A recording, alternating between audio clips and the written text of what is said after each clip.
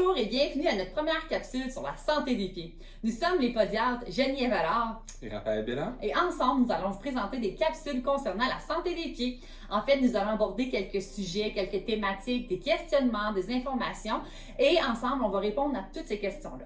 Tout d'abord, nous allons commencer avec un sujet aujourd'hui, qu'est-ce que le rôle d'un podiatre? Et prochainement, nous allons aborder des questions telles que pourquoi dois-je surveiller mes pieds lorsque je suis diabétique?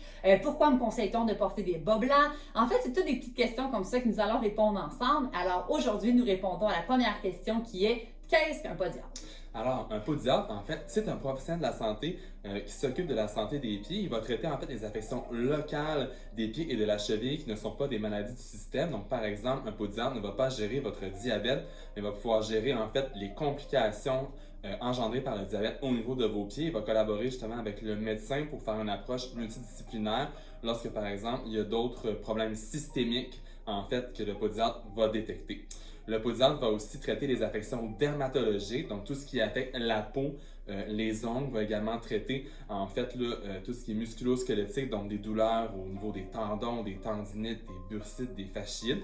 Le podiatre, en fait, qui est détenteur d'un permis de radiologie, donc peut prescrire des radiographies et également interpréter ces radiographies. Et le podiatre peut également effectuer de l'échographie et également des éjections écho-guidées.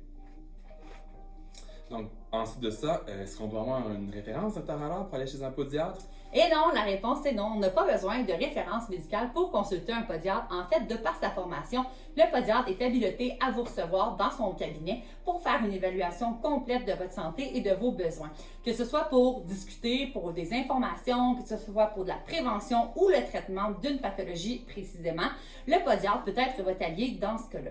En fait, présentement, les podiatres travaillent seulement avec un cabinet privé. On n'a pas de place présentement dans le système public de santé au Québec.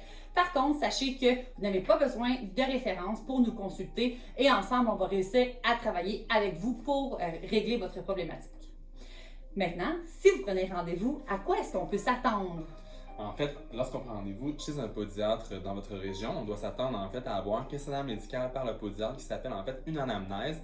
Dans cet examen-là, le podiatre va vous questionner sur vos douleurs, vos problématiques de santé, va également effectuer un examen dermatologique, donc va évaluer votre peau, vos ongles, également effectuer un examen neurologique, donc déterminer est-ce qu'il y a une atteinte au niveau de votre sensibilité. On sait que le diabète peut affecter justement la sensation au niveau des pieds.